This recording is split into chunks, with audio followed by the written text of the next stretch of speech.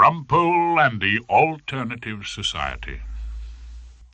In some ways, the coppers, the fuzz, old Bill, whatever you may care to call them, are a very conservative body. In the early 1970s, however, when flower power flooded the country with a mass of long hair, long dresses, and the sweet smell of the old quarter of Marrakesh, the fuzz showed itself remarkably open to new ideas. Provincial drug squads were issued with beads, Afghan waistcoats, headbands, and guitars, along with their usual size 11 boots, and took lessons in a new language, learning to say, "Cool it, man," or "make love, not war." It was also a time when the figures of the establishment fell into disrepute, and to be a barrister was to be regarded by the young as a sort of undesirable cross between Judge Jeffreys and Mr. Nixon, as I knew from the sullen looks of the young ladies Nick, who was then at Oxford and reading PPE, brought home in the holidays. I have never felt so clearly the number of different countries, all speaking private languages and with no diplomatic relations, into which England is divided.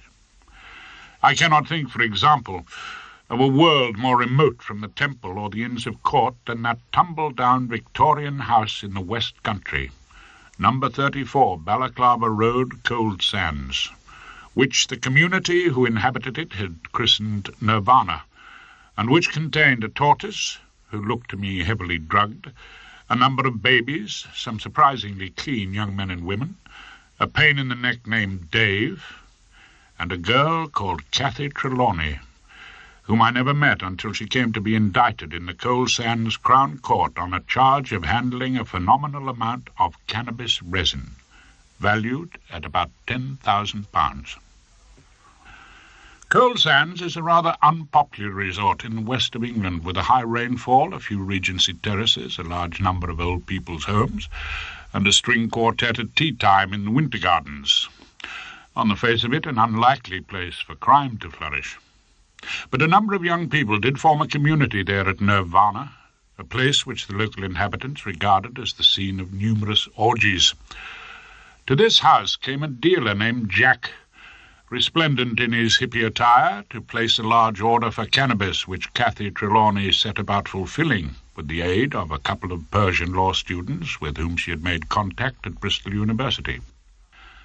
Very soon after the deal was done, and a large quantity of money handed over, Jack the hippie was revealed as Detective Sergeant Jack Smedley of the local force. The strong arm of the law descended on Nirvana. The Persian law students decamped to an unknown address in Morocco, and Rumpole, who had had a few notable successes with dangerous drugs, was dug out of Old Bailey and placed upon the 12:15 from Paddington to Coal Sands, enjoying the rare luxury of a quiet corner seat in a first-class luncheon car by courtesy of the Legal Aid Fund of Great Britain.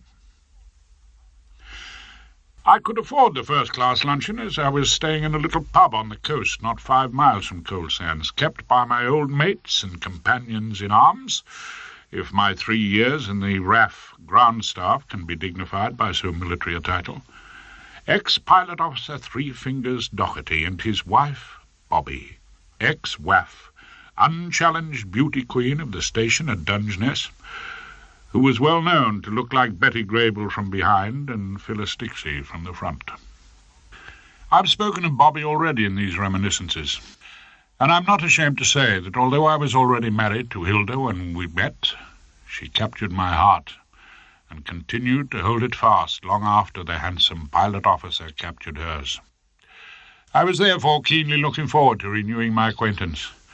We had had a desultory correspondence, but we hadn't met for many years. So I was, as you can imagine, in a good mood as we rattled past Reading, and cows began to be visible, standing in fields, chewing the cud, as though there were no law courts or judges in the world. You very rarely see a cow down the Bailey, which is one of the reasons I enjoy an occasional case on circuit. At Coal Sands Station, a middle-aged man in a neat suit and rimless glasses was there to meet me. He spoke with a distinct and reassuring West Country accent.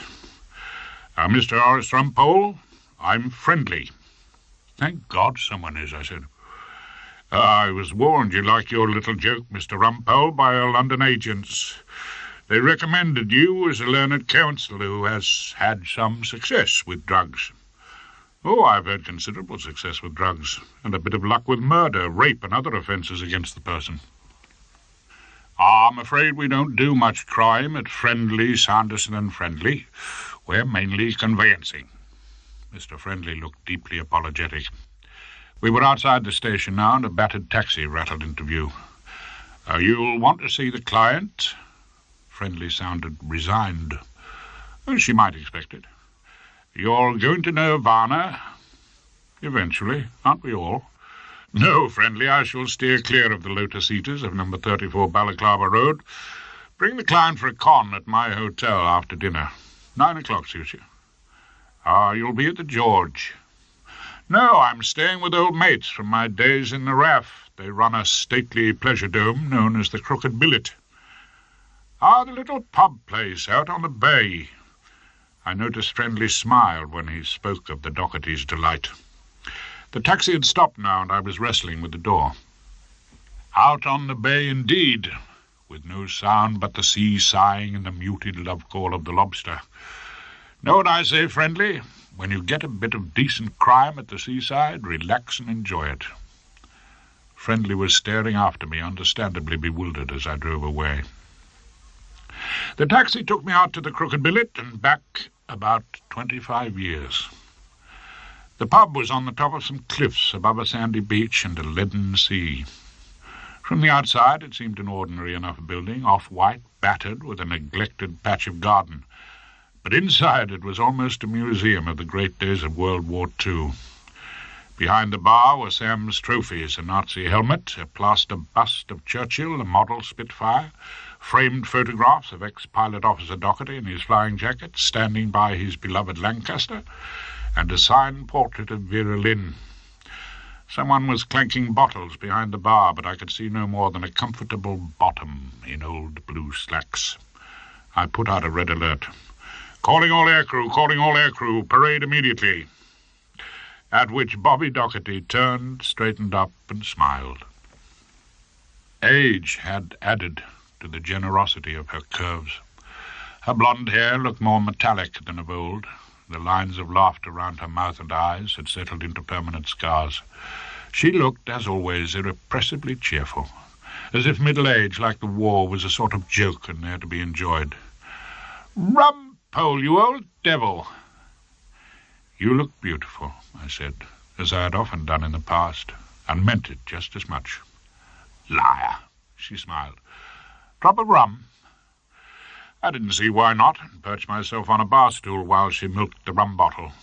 Soon Rumpole was in reminiscent mood. Takes me right back to the Naffy hop. New Year's Eve, 1943. Sam was out bombing something, and I had you entirely to myself for a couple of hours of the bumps of Daisy. How is old Sam? Bloody doctor. For the first time, Bobby looked less than contented. Doctor? Dr. Mackay. Came here with a face like an undertaker. "Mrs. Doherty, your husband's got to get out of the licensing trade, or I'll not give him more than another year. Get him into a small bungalow and onto soft drinks." She smiled ruefully. Can you imagine Sam in a bungalow? Or on soft drinks? The mind boggles. "He'll find lime juice and soda has a pleasant little kick to it." That's what the doctor told me. I told him Sam's not scared. Sam used to go out every night to kill himself. He misses the war dreadfully. I expect he does. Saturday night in the Crooked Billet and a bloody good piss-up. That's the nearest he gets to the old days in the RAF. You want to be careful he doesn't rush out and bomb Torquay, I warned her. Was delighted to see her laugh. The point is, should I tell him? Well, won't your Dr. Mackay tell him? You know how Sam is. He won't see hide nor hair of the doctor. So what should I do? Well, why ask me? Well, you're the bloody lawyer, darling. You're meant to know everything. At which point I was aware that behind us a man had come into the bar. I turned and saw him scowling at us. He was wearing a blazer, an RAF scarf in an open shirt, and scuffed suede shoes. I saw a good-looking face, grey hair and a grey moustache, all gone slightly to seed. It was none other than ex-pilot officer Sam Three Fingers Doherty. "We're not open yet."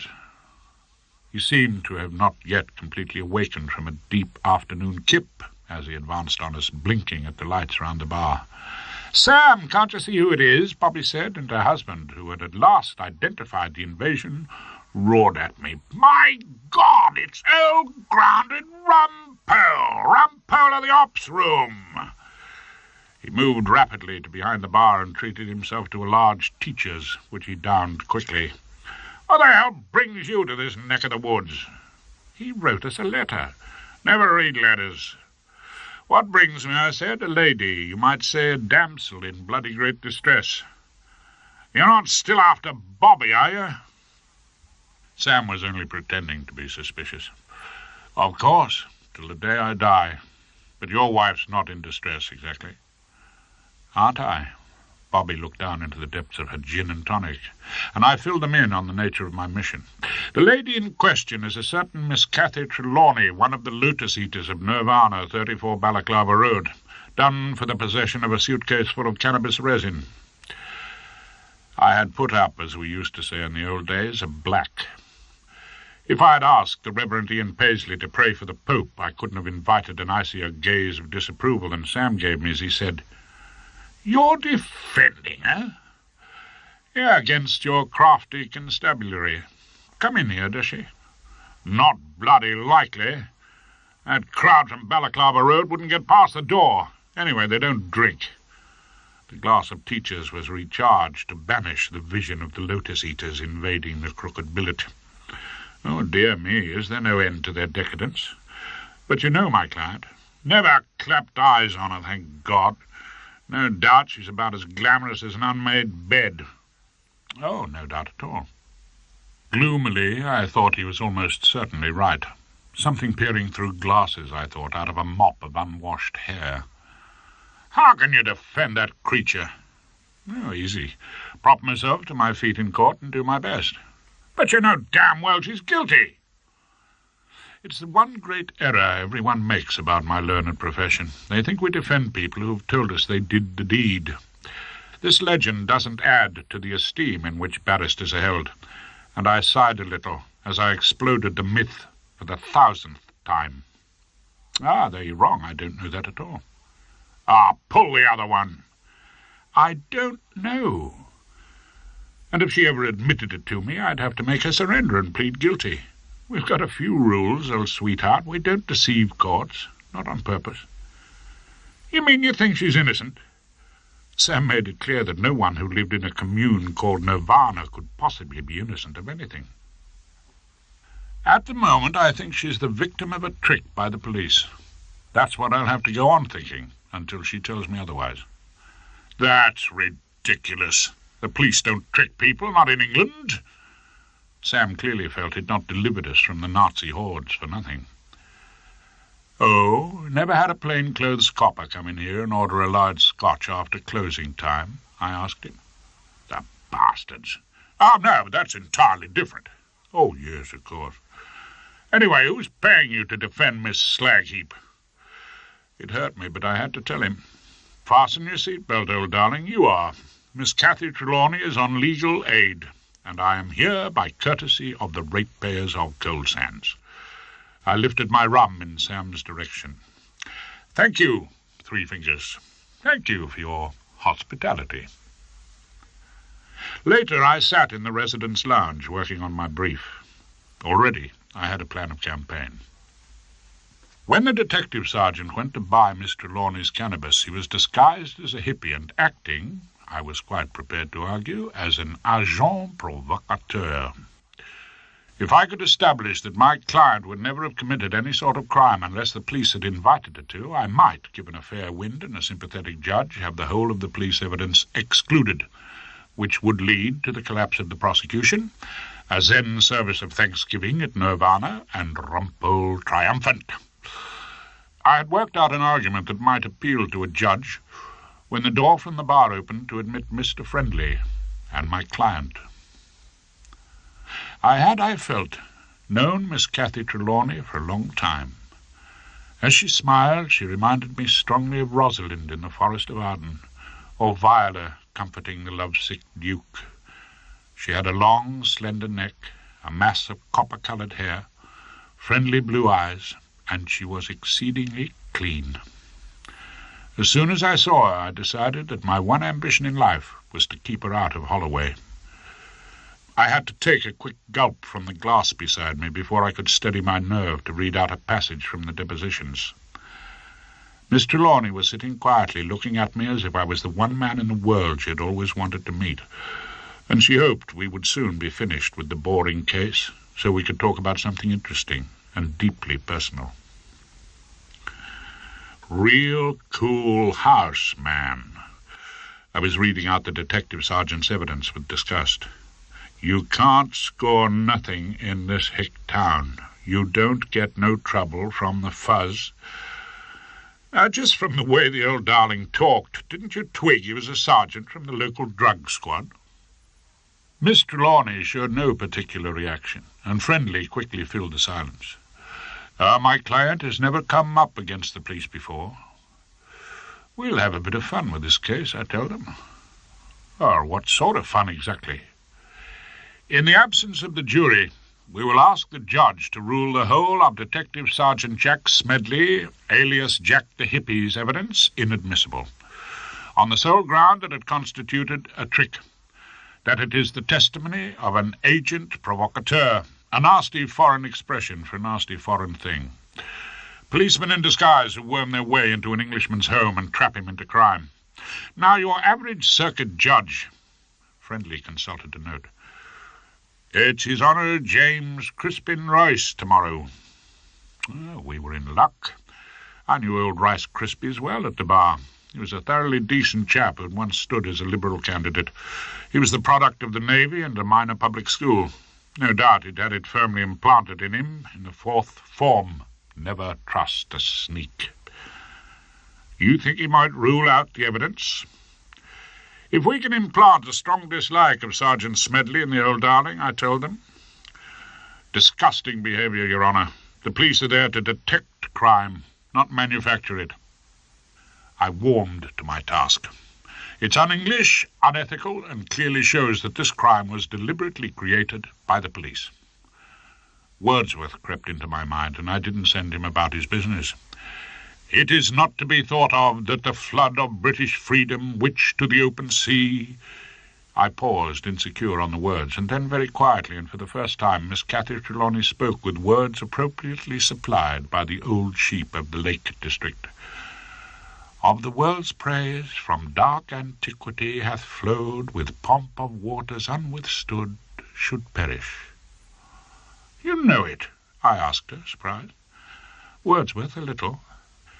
"I thought no one did nowadays. Whenever I come out with him in the bar mess, they look amazed." "It's unusual for a client to know Wordsworth." "I teach kids English." "Oh, yes, of course you do."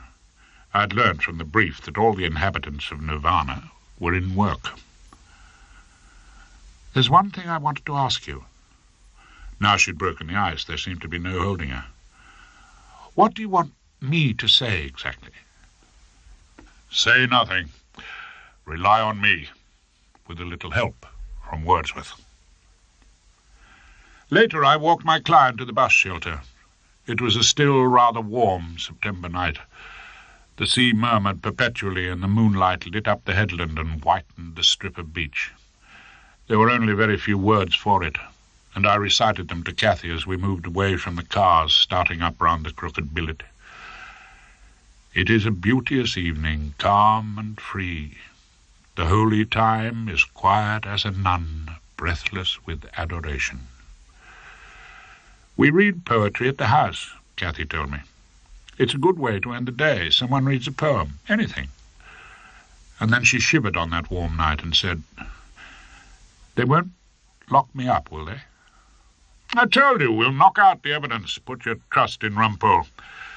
I tried to sound as cheerful as possible, but she stood still, trembling slightly, her hand on my arm. "My brother Pete's locked up in Turkey. 12 years. He was always such a scared kid. He couldn't sleep with the door shut. Neither of us could." "What on earth did your brother do in Turkey?" "Drugs," she said, and I wondered what sort of an idiot her brother must be. Then she asked me, "Will it be over soon?" "It'll be over." There were lights coming up the hill to take her away from me. "That's my bus. Why don't you come and see me in Nirvana?" Then the most strange thing happened. She leant forward and kissed me quite carefully on the cheek. Then she was gone, and I was saying to myself, Nirvana, why ever not? I walked back to the Crooked Billet in a state of ridiculous happiness. Flower power that year was exceedingly potent.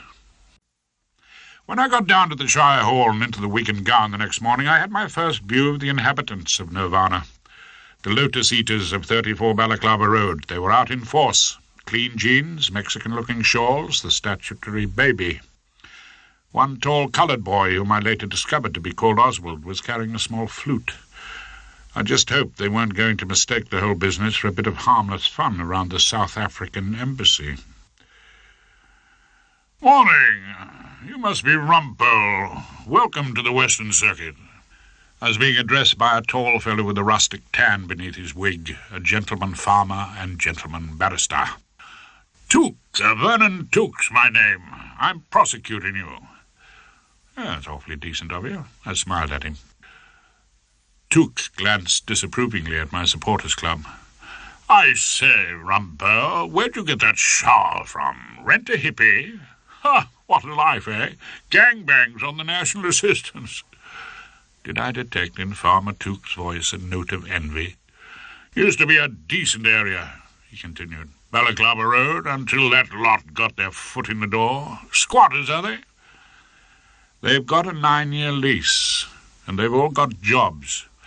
The only fellows scrounging off the state, Took, are you and I." "Really, Rumpole?" Took looked pained. "Well, they're paying you on the rates, aren't they?" "Ha, ha, ha! Most amusing." It looked as if I'd pointed out a bad case of foot and mouth in the herd. "Is this going to take long?" he asked anxiously.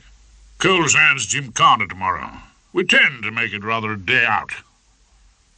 "I don't suppose so. It's quite a simple point of law." "Law, Rumpole? Did you say law?" The casually dropped word seemed to fill Took with a certain amount of dread. "Yeah, that's right. You do have law, I suppose, down on the Western Circuit." I left Took and moved towards the commune. A young man with dark hair and a permanent frown, who seemed to be their leader, greeted me, as I thought, in an unfriendly fashion. "You a lawyer?" I admitted it. Cathy, smiling as ever, introduced him to me as a friend of hers named Dave Hawkins.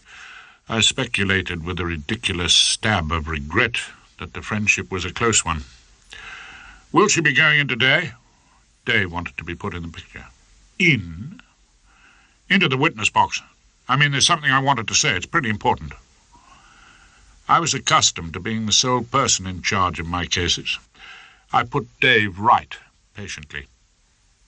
Dave, may I call you Mr. Hawkins? If I were a doctor taking out your appendix, old darling, you wouldn't want Cathy, would you, telling me where to put the knife?" At this point, the usher came out of court and called, "Catherine Trelawney, you'd better answer your bail." As I said this, Cathy gave a little shiver and asked me, "Will they lock me up now?" "Course not. Trust me." The usher called her again.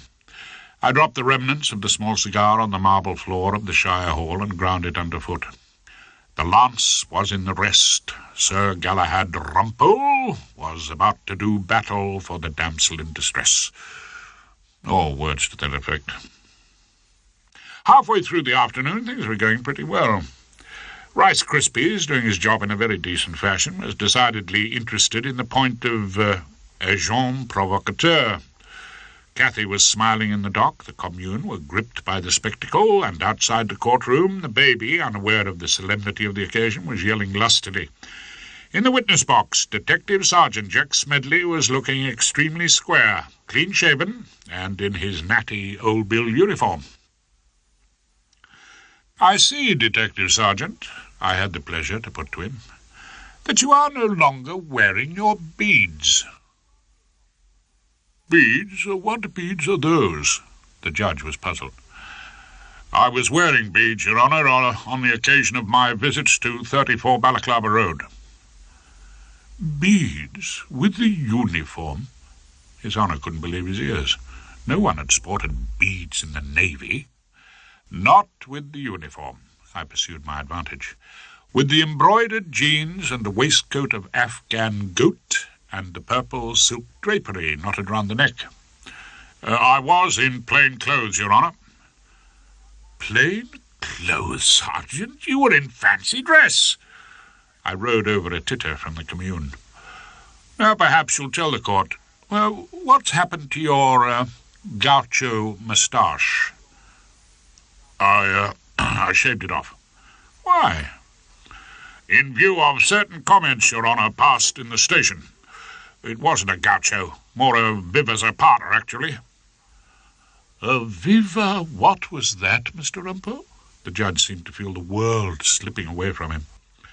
The officer was affecting the moustache, Your Honour, of a well-known South American revolutionary. This news worried the old darling on the bench deeply. A South American? Can you tell me, officer, what was the purpose of this elaborate disguise? The witness paused. I filled the gap with my humble submission.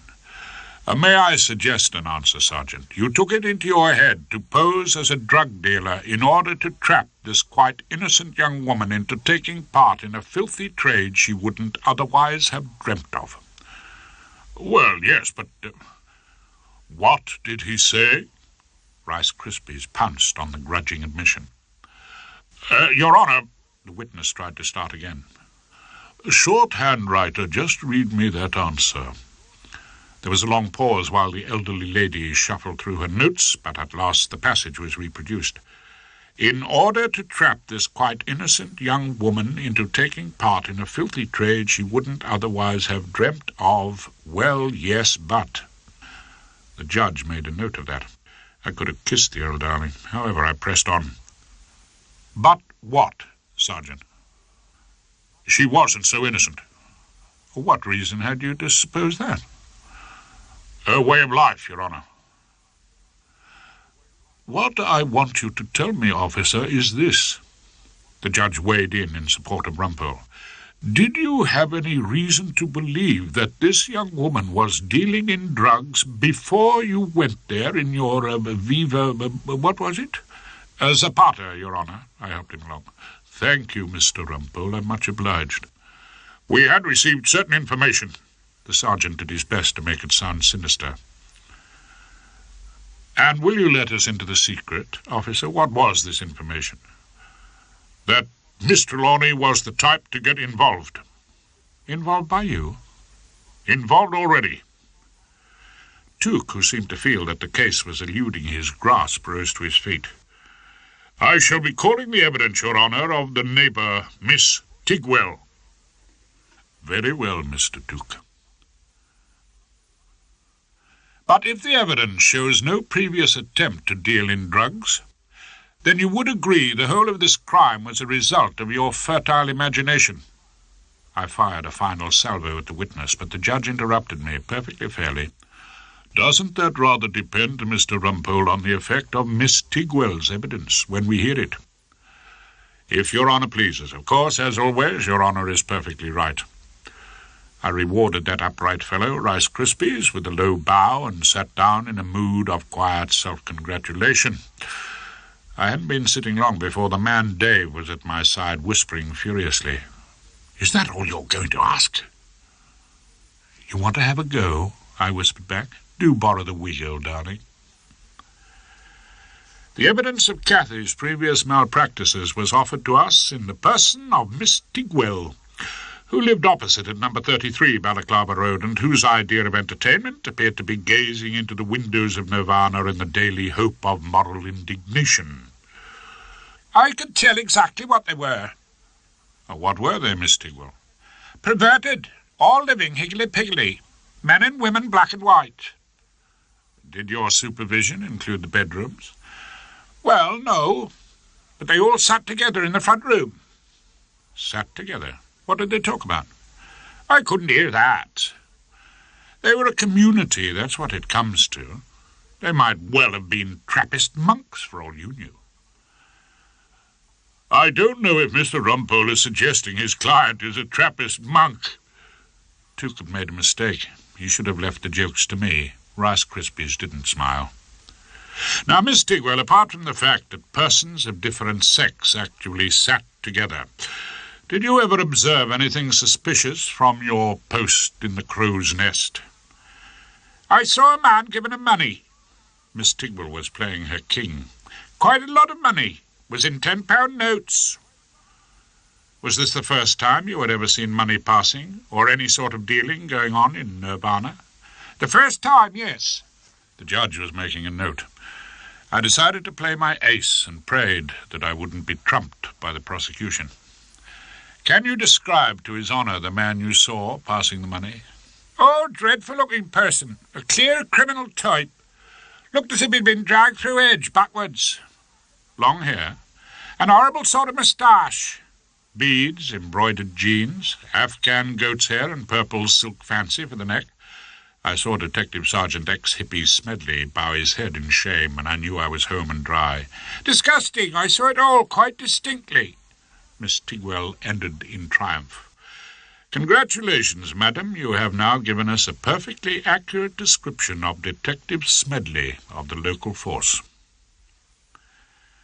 As I took off the wig in the robing room, Farmer Tuke was looking distinctly worried. I did my best to cheer him up. Ah, Tuke, I have good news for you. Hope to get you off in time for the gymkhana tomorrow. Do you think the judge is agin me? Tuke felt all was not well with the prosecution. Oh, not you personally, but I know what he's thinking. Do you? Encourage that sort of police officer, and he'll be out in a frock on the prom tomorrow, soliciting the chairman of the bench. Tuke saw the point. I suppose that sort of thing is worrying. Not English, if you want my opinion. At which Tuke, climbing into his Burberry, put the law behind him and extended an invitation. What are you doing tonight, Rumpole? I mean, there'll be a few of us dining at the Bar Hotel with the leader of the circuit. Oh, roast lambs, sea shanties, and old jokes from quarter sessions. No, not tonight, Tuke. Ah, well, I'm sorry. We like to give our visitors a little hospitality. Thank you. But tonight I'm dropping out. Dinner at Nirvana was a distinct surprise. I'd expected nut cutlets and carrot juice. I got an excellent steak and kidney pud and very drinkable claret. The house was clean, and the big cushions and old sofas remarkably comfortable. The babies were good enough to withdraw from the company. The record player gave us unobtrusive flute music from the Andes, and Cathy tended to all my needs, filling my glass and lighting my cigar, and remained a perpetual pleasure to the eye. I began to think that I'd rather live at 34 Balaclava Road than at the Gloucester Road mansion flat with She Who Must Be Obeyed.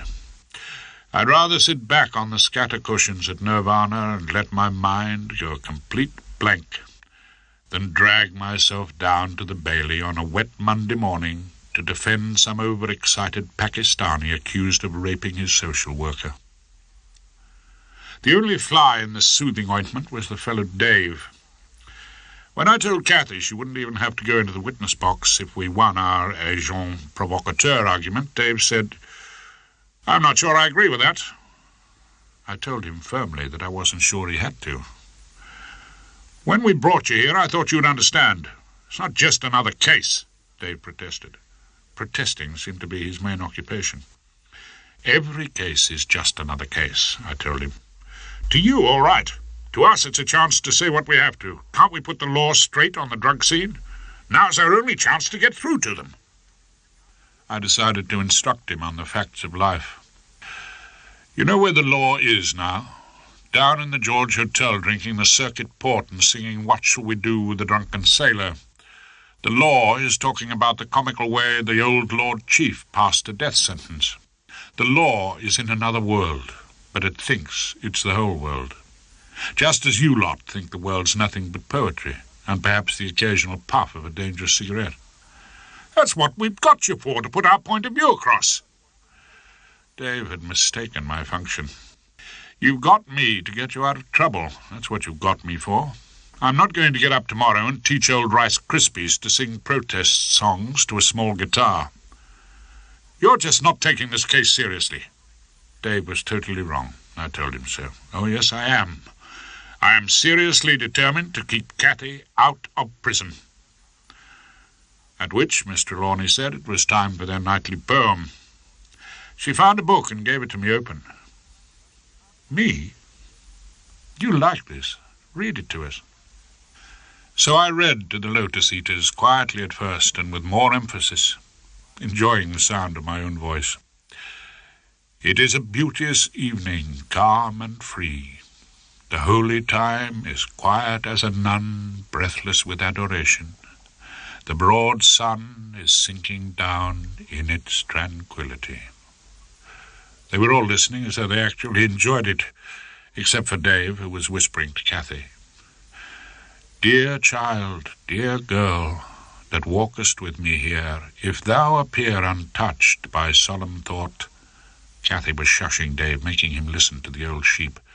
I looked at her as I read the last lines. Thy nature is not therefore less divine. Thou liest in Abram's bosom all the year, and worshipst at the temple's inner shrine, God being with thee, when we know it not. I slammed the book shut. I needed to sleep before court in the morning. The officer was only doing his duty, active, Your Honour, in the pursuit of crime. Tuke was making his final speech on the point of evidence to an unenthusiastic audience. Or in the manufacture of a crime. That's what troubles me. The judge was really troubled, bless him. He went on. If I thought this young woman only collected drugs, only got in touch with any sort of supplier because of the trap set for her, then would you concede, Mr. Tuke, that I would have to reject the evidence? I think Your Honour would. Tuke was a lovely prosecutor. Everything was going extremely well when Rice Krispies adjourned for lunch. So I was in a festive mood when I set off for a crab sandwich and a nourishing stout. But I was stopped by Friendly, who said the client wanted to see me as a matter of urgency. He led me into a small room decorated with old framed leases and 18th-century maps of coal sands. And there, clearly bursting with news to impart, were Miss Cathy Trelawney and her friend Dave. We want to tell the truth, Dave began. It's the only way I can get Peter's case across, Cathy said. I looked at her.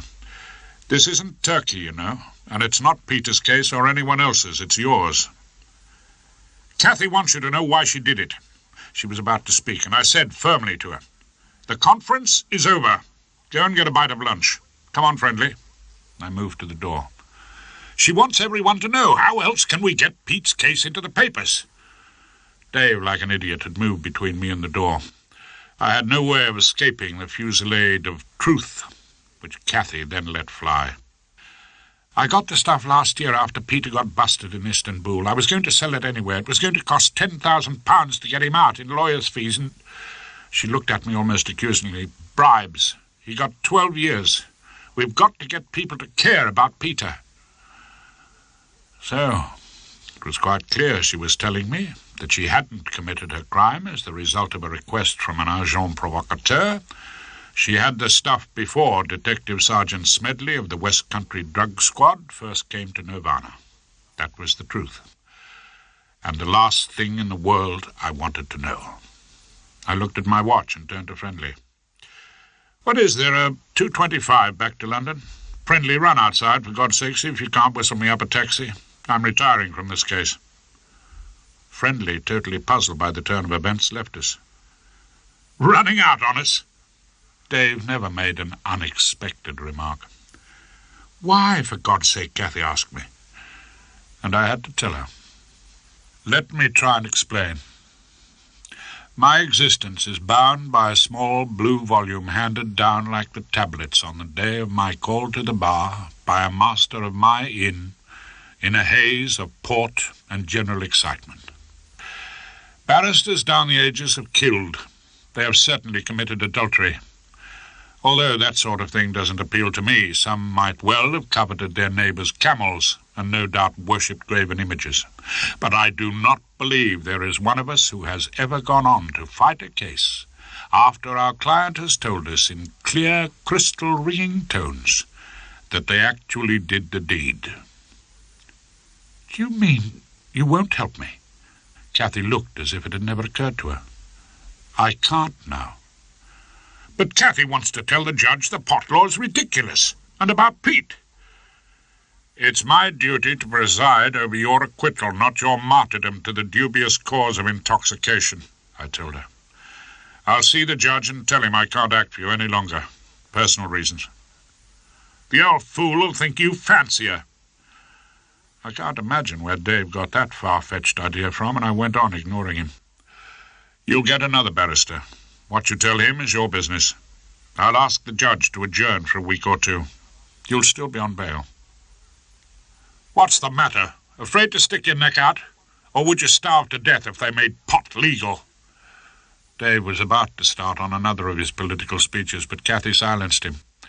She asked him to leave us alone, and I told him to go and find Friendly in my taxi. He went. He had smashed my defence, and I was alone with Cathy, looking at the pieces.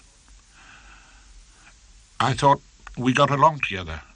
Cathy was smiling again. I couldn't help admiring her courage. I mean, you keep talking about clients. I didn't think I was a client. I thought I was more a friend. Never have friends for clients. That really ought to be one of the 10 Commandments. I don't suppose you could forget what I told you. Of course I could. I'd like nothing more than to forget it. I'd forget it at once if I wasn't a bloody barrister. And there's nothing more important than that in your life, being a barrister. I thought about this very carefully. Unfortunately, there was only one answer. No. Poetry doesn't mean a damn thing to you. Friendship doesn't mean anything. You're just an old man with a heart full of a book about legal etiquette. You're saying just what I have long suspected. I had to agree with him. Why don't you do something about it? What do you suggest? She moved away from me and went and looked out the window at the sunshine and the municipal begonias. At last she said, I might leave Coal Sands and come up to London, do a language course. Have a bit of a rest from homemade muesli and debates about the geezer. Get a flat in London. I could come and have lunch with you sometimes when you're in the Old Bailey. Every man has his price. Is that mine, a lunch down the Old Bailey? Not enough? More than enough, probably much more. Something to think about in the long, cold nights with she who must be obeyed. She suddenly turned on me. I'm not going to prison. You won't let them send me to prison. There was only one way, now Dave had done his damnedest. I can go and see the judge. He might agree to a suspended sentence. I don't know. I can go and see him. That's right. He likes you. I could see you get along. Go and see him. Please, go and see him. She was smiling again, eager. I had to tell her the facts of life. You know what it means if I go and see the judge for you? I plead guilty. She knew. I left her then and went to the door. We still had our trump card. Dear old Rice Krispies was simply aching to get away to the Gymkhana. His Honour, Judge Crispin Rice, was delighted to see Rumpole and the prosecuting Took. He made us Nescafe with the electric kettle in his room.